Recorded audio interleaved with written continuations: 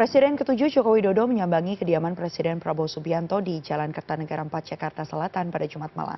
Lalu apa makna pertemuan yang disebut sebagai ajang kangen-kangenan oleh Presiden ke-7 Joko Widodo ini?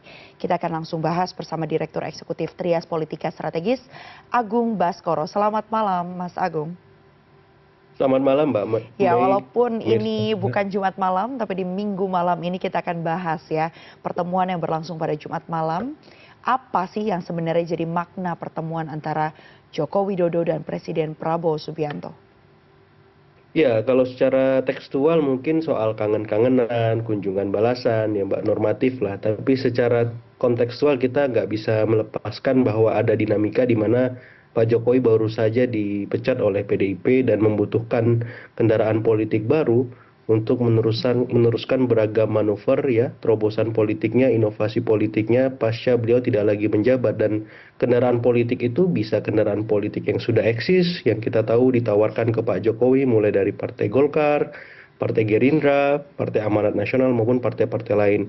Tapi yang jelas peluang Pak Jokowi untuk membentuk partai baru juga mengemuka karena kita tahu beliau punya banyak kelompok relawan yang cukup militan seperti itu. Tapi juga tidak menutup kemungkinan memang beliau tetap berdiri independen sebagaimana sejak Pilpres kemudian Pilkada beliau aktif melakukan dukungan ataupun endorse kepada calon-calon potensial yang memang kita tahu waktu Pilkada kemarin ya cukup sukses me-endorse 80-an kepala daerah ya. Dan kita tahu juga beliau juga cukup berhasil ya mendorong Gibran putra sulungnya sebagai wakil presiden, kemudian anak bungsunya Kaisang sebagai ketua umum PSI dan menantunya Mas Bobi ya sebagai gubernur Sumatera Utara. Seperti itu. Jadi saya kira bobot elektoral keluarga Pak Jokowi sendiri sudah besar, ditambah memang ya endorse beliau saat pilkada juga signifikan ya dan cukup berpengaruh mendongkrak elektabilitas masing-masing paslon. Jadi saya kira modal itulah yang sedang beliau konversi dan konfirmasi ke semua partai apakah ada yang tertarik. Tapi problemnya adalah apakah partai-partai ini juga siap memberikan wewenang yang besar untuk Pak Jokowi, karena kita belajar dari Pak SBY dan Ibu Mega ya, di Partai Demokrat Pak SBY punya kuasa 50%. Ya, kemudian Ibu Mega 100% di PDIP. Nah, apakah partai-partai yang akan dimasuki oleh Pak Jokowi siap memberikan wewenang minimal 50% sampai pada level 100%, di mana partai itu memang dikelola langsung oleh Pak Jokowi. Seperti itu sebagai pengantar, Mbak Mei. Baik, secara umum tadi yang menarik yang disampaikan oleh Mas Agung adalah bagaimana pertemuan ini sebenarnya juga menjadi penentu langkah politik selanjutnya. Termasuk kita tahu bahwa Jokowi dan keluarganya ini sudah dipecat begitu dari PDI Perjuangan, dan pernyataan ini tegas disampaikan oleh Hasto Kristianto dalam konferensi persnya. Di sisi lain, usai pertemuan selama 1 jam yang katanya jadi ajang kangen-kangenan makan ayam goreng gitu ya di Kertanegara 4, disampaikan juga bahwa Presiden Prabowo Subianto ini menyatakan bahwa Gerindra terbuka akan kehadiran Joko Widodo. Tapi di sisi lain juga kita tahu Sufmi Dasko Ahmad menyatakan masih belum tahu nih kira-kira kalaupun memang terbuka, belum tahu posisinya akan di mana dan sebagai siapa gitu. Anda melihat potensinya sebenarnya seberapa besar kemudian Joko Widodo ini juga akan benar-benar berlabuh ke Gerindra sebagai kendaraan politik berikutnya? Iya, kalau dibedah lebih lanjut ya, yang tadi saya sampaikan 50% wewenang Pak SBY di Demokrat itu kan sebagai Ketua Majelis Tinggi. Kemudian 100% Ibu Mega di PDIP itu sebagai Ketua Umum. Nah, masalahnya di Gerindra ini sudah ada mataharinya namanya Pak Prabowo Subianto. Apakah matahari Pak Prabowo ini ingin berbagi ya persentase wewenang, apakah 50% atau bahkan lebih dengan Pak Jokowi? Nah, saya merasa kok agak susah ya Gerindra kalau tidak identik dengan Pak Prabowo. Karena kadung ya Pak Prabowo ini melekat dan menyatu, istilahnya ya 2 in 1 lah, 1 jadi 2, 2 jadi 1, dan itu Gerindra Pak Prabowo itu nggak bisa dipisahkan, Mbak Mei. Dan Pak Jokowi justru butuh branding yang lebih baru, beda dari Pak Prabowo. Nah, saya kira dengan arahan beliau punya projo dan kelompok-kelompok relawan lain, lebih besar potensi beliau merapat membentuk partai baru dengan ya sumber daya politik yang beliau miliki, kekuatan elektoral yang beliau punyai. Nah, akan sangat mubazir kalau itu tidak terkonversi secara mandiri, secara independen dengan kekuatan politik alternatif di luar partai-partai yang sudah ada, sekaligus juga menjawab ya aspirasi publik ataupun aspirasi lawan politik beliau. Apakah memang kekuatan elektoral Pak Jokowi besar Dan kalau memang besar, buktinya apa? Kan selama ini perdebatannya di sana. Nah, saya kira ini panggung yang tepat dan panggung untuk membuktikan bagaimana kapasitas Pak Jokowi pasca tidak lagi menjabat sebagai presiden. Karena di sini benar-benar diuji magnet figurnya sebagai seorang seorang pemimpin politik seperti itu, Mbak. Baik, apakah kemudian artinya salah satu yang juga dibahas adalah izin dari mendapatkan restu dari Presiden ke-8 Republik Indonesia Prabowo Subianto untuk mendirikan partai politik atau membentuk poros baru? Apakah itu mungkin ya berpotensi jadi salah satu bahasannya juga ya Mas Agung? Kalau tadi Ya, menyimak masuk apa yang Anda akal, Mbak. sampaikan. Persis, karena kita tahu siapapun presidennya, mestilah bagi siapapun yang ingin mendirikan partai itu butuh restu, butuh semacam dukungan ya. Terlepas nanti bentuknya seperti apa, tapi Pak Jokowi dalam posisi membutuhkan itu untuk memastikan langkah politiknya memang seirama, sejalan dengan pemerintahan hari ini. Dalam konteks itu Presiden Prabowo. Nah, apakah restunya untuk mendirikan partai baru? Apakah restu itu berlabuh dengan partai yang sudah ada?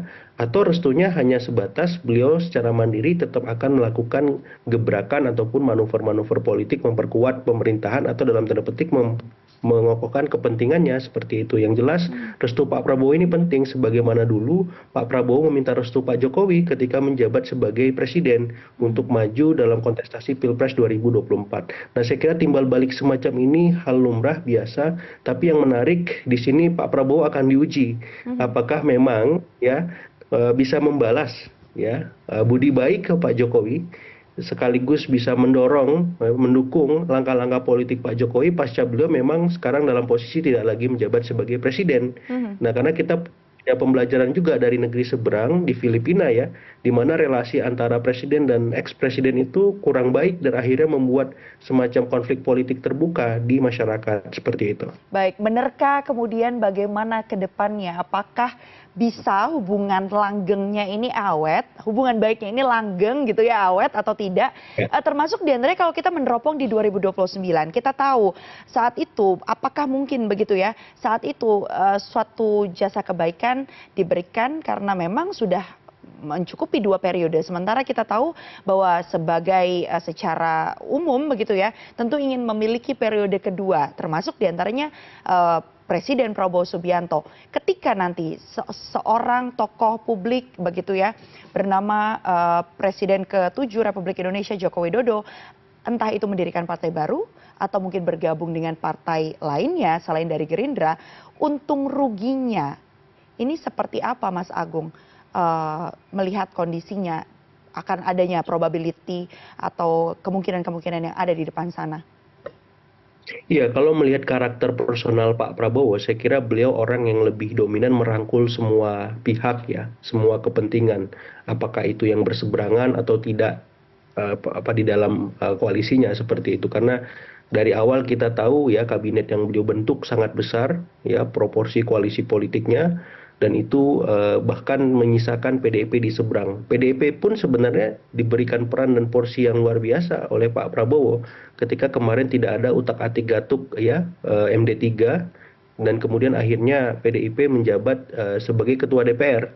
Kemudian pimpinan-pimpinan di DPR juga tersebar, terdistribusi dengan baik. Artinya ada harmoni dengan kekuatan di seberang kekuasaan seperti itu. Apalagi posisinya Pak Jokowi sekarang di dalam. Mestilah Pak Prabowo mencari ya win-win solution ketika nanti menghadapi Pilpres 2029 agar tetap seirama, sejalan dengan kepentingan-kepentingan politiknya Pak Jokowi. Dan saya kira itu sangat sangat kondusif dengan ekosistem politik kita yang saya lihat memang ingin semuanya adem, guyup ya di tengah, dan dalam tanda petik merangkul semuanya, mencari formulasi yang pas untuk kepentingan semuanya, asal jangan mencederai aturan dan perundangan yang ada, karena kita tahu seringkali lobby-lobby ataupun win-win solution yang dicapai para elit ya dalam beberapa waktu ke belakang itu membuat publik kita terhenyak ya, kecewa, dan beberapa kali juga itu membuat ya aturan-aturan yang kurang berpihak seperti itu. Jadi saya melihat Pak Prabowo-nya lebih diuji di sini, Mbak Mei, ya Oke. ketimbang Pak Jokowinya. Karena yang akan dipertarungkan itu kan sebenarnya reputasi, legitimasi, dan posisi Pak Prabowo sebagai presiden. Karena posisinya Pak Jokowi sekarang bukan lagi menjadi presiden, sehingga harmoni itu yang saya kira akan menentukan bagaimana Pak Prabowo akan menempatkan Pak Jokowi, sebagaimana beliau menempatkan Pak SBY maupun Ibu Baik. Megawati. Karena kita tahu ada 3 presiden yang sekarang masih eksis, dan ketiga-tiganya saya kira Pak Prabowo ingin membuatnya nyaman, aman ya, kemudian ya tetap sinergis dan harmonis lah relasinya seperti itu. Baik, termasuk diantaranya kalau bicara soal kendaraan politik lain, kita tahu ya Mas Agung, beberapa waktu Ya, lalu termasuk diantaranya jelang 20 Oktober ini juga ramai dibahas akan bergabungnya eh, Pak Jokowi beserta keluarga ini ke Partai Golkar. Namun ternyata hingga saat ini memang belum terlaksana gitu. Kalau bicara soal peluang-peluang yang ada, dikaitkan dengan tadi yang sempat disampaikan Mas Agung, termasuk diantaranya peluang membuat partai baru, sebenarnya mana sih yang ya. lebih kemudian relevan untuk dilakukan? Iya, Golkar ini problemnya kan bukan partai yang didominasi oleh ketua umum ya, dalam konteks Mhm. ini Pak Bahlil. Politik Golkar itu tersebar di semua faksi-faksi politiknya, individu-individu yang punya pengaruh besar, dan itu harus dikonsolidasikan oleh Pak Bahlil sampai hari ini seperti itu. Jadi ketika kita ngomong Golkar dan belum ada posisi yang jelas untuk Pak Jokowi, katakanlah kemarin ada wacana soal anggota kehormatan yang akan diberikan kepada para presiden yang sudah berjasa, saya kira itu posisi yang sifatnya simbolik ya, hanya normatif tanpa wewenang yang jelas. Tapi kalau misalkan ada porsi wewenang dan dalam tanda petik kekuasaan yang besar, mestilah Pak Jokowi akan langsung menyambut itu. Posisinya kan Pak Jokowi ini bukan dalam tangan kosong ya, tidak punya modal elektoral apapun. Posisinya beliau di keluarganya aja anaknya wakil presiden, ketua umum partai, menantunya gubernur, bahkan mengendorse 80-an kepala daerah kemarin Mhm. waktu pilkada. Sehingga semua partai harus siap juga menanggung semacam konsekuensi ketika mau menampung Pak Jokowi beserta keluarga seperti itu. Apakah siap tadi ya memberikan wewenang posisi politik yang strategis seperti itu. Belajar juga dari apa yang dialami PDIP ketika Pak Jokowi hanya sebatas kader biasa, Mbak Mei Mhm. ya. Mhm. Akhirnya beliau punya posisi ataupun keputusan politik yang berhaluan berbeda dengan PDIP. Akhirnya sekarang dipecat seperti itu. Nah, jangan sampai ini terulang lagi ketika beliau bergabung ke partai yang lain. Sehingga memang akhirnya yang ideal dari saya memang endorse-nya adalah membentuk partai baru. Mhm. Karena di sana Pak Jokowi akan lebih leluasa mengorkestrasi semua kepentingan politiknya, manuver-manuvernya, dan sedikit banyak bisa memastikan ya sumber daya politik yang dia miliki terkonsentrasi di partai itu. Nah, tapi pertanyaannya kan membuat partai itu tidak mudah Ya. ya dalam kondisi seperti sekarang karena sudah ada banyak partai baru ya.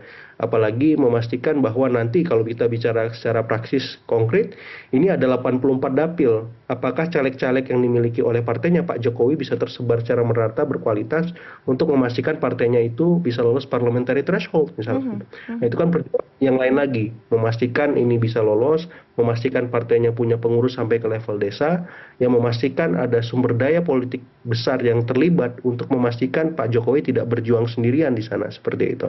Baik, ini menarik juga, terutama kalau kita bahas bagaimana kemudian kekuatan politik ini juga dirasakan hingga ke level daerah. Yang terbaru tentu saja tadi Iya, siang kita sama-sama sudah menyaksikan bagaimana pengumuman dari KPU Jakarta yang menyatakan paslon calon pemimpin Jakarta Pramono Rano ini unggul dibandingkan pasangan calon pemimpin Jakarta yang diusung oleh Prabowo dan Joko Widodo, Presiden Prabowo dan juga Jokowi dan juga Kimplas tentunya. Ini apakah juga memang sudah diprediksi atau sudah dibahas begitu ya dari pertemuan 2 hari sebelum pengumumannya malam ini? Saya akan langsung tanyakan kepada Mas Agung, namun usai jeda. Saat ini kita akan jeda terlebih dahulu, sejumlah informasi lainnya akan kami hadirkan sesaat lagi.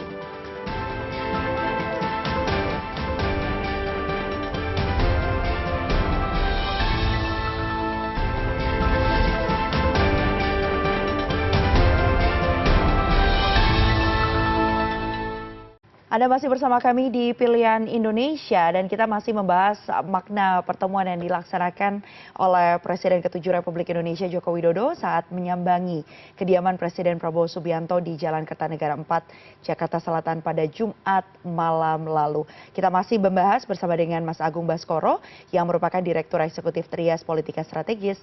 Ya, Mas Agung, kalau tadi kita bahas maknanya apa dan kemudian masa depan dari kendaraan politik Presiden ke-7 Republik Indonesia Bapak Joko Widodo, kali ini kita spesifik tentang bagaimana kondisi terkini di dinamika pilkada yang satu persatu ini juga KPU mulai mengumumkan, KPU daerah ya, siapa-siapa saja yang memiliki atau meraih suara terbanyak, termasuk diantaranya di daerah khusus Jakarta, di mana pasangan yang diusung oleh PDI Perjuangan, Pramono Rano, ini unggul di atas pasangan yang diusung oleh Kim Plus dan tentunya di-endorse pula gitu ya oleh Prabowo Subianto dan juga Joko Widodo. Menurut Anda, bagaimana hasil ini kemudian nantinya bisa berpengaruh juga pada dinamika politik tanah air? Ya, ini kecolongannya Kim Plus ya, Mbak Mei, sehingga memang mau nggak mau akan masuk jadi bahan obrolan saat santap kemarin antara Pak Jokowi dengan Pak Prabowo seperti itu. Sehingga kita akan lihat bagaimana keseriusan tim Ridho ya membawa kekalahan di Jakarta ini ke Mahkamah Konstitusi dengan bukti-bukti ya, kemudian saksi-saksi yang kuat, solid untuk memastikan bahwa pertarungan Pilkada Jakarta belum usai satu putaran, tapi menguat dua putaran. Nah, ini tergantung bagaimana kekuatan tim hukum dari Ridho ya untuk memastikan itu bisa mengemuka, karena dari Pak Jokowi dengan Pak Prabowo sudah melakukan apa yang mestinya mereka lakukan dengan memberikan endorse dan dukungan-dukungan moral yang lain, dan saya kira itu sudah lebih dari cukup dan tinggal bagaimana ya tim hukum Ridho mengkonversi itu, menindaklanjuti arahan tersebut dengan ya memastikan bahwa dugaan-dugaan pelanggaran yang mengemuka pada saat pilkada kemarin itu memang punya bukti, punya saksi yang bisa dipertanggungjawabkan di sengketa hasil di Mahkamah Konstitusi nanti. Seperti itu. Yang kedua, memang kita harus melihat bahwa Jakarta ini memang sangat strategis dan kita tahu bahwa pemilihnya agak lain ya dengan pemilih daerah-daerah di luar Jakarta yang dimenangkan oleh Kim Plus, karena pemilih rasionalnya lebih besar. Dan ini tanggung jawab besar pula bagi Pak Prabowo ataupun Pak Jokowi ketika nanti ya 2029 ada kontestasi Pileg, Pilpres, bagaimana merebut ya hati pemilih Jakarta agar kembali ke pangkuan politik masing-masing ya, Kim Plus, Pak Prabowo atau Pak Jokowi sekalipun, karena dia bisa juga memberikan efek-efek politik secara luas, secara nasional ya, sehingga kalau memang ini tidak berhasil dikondisikan, ini bisa merepotkan di belakang hari, Mbak, seperti itu. Termasuk diantaranya kemenangan yang atau terjadi di Jakarta ini ya, Mas Agung. Dampaknya seperti apa sih Mas memangnya nanti ke depannya?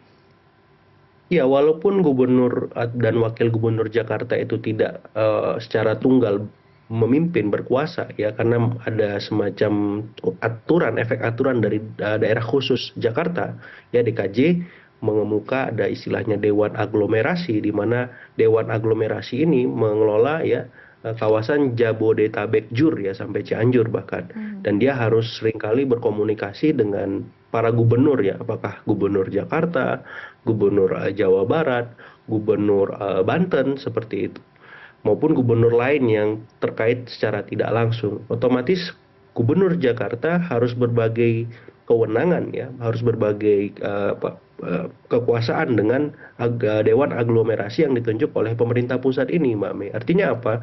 Artinya kalau kita membayangkan gubernur Jakarta dulunya sangat superpower, hari ini powernya itu berkurang. Nah, sehingga memang ada kontrol dari pemerintah pusat lewat Dewan Aglomerasi untuk memastikan visi ya, misi pembangunan di Jakarta itu sinergis, sejalan, seirama dengan pemerintah pusat.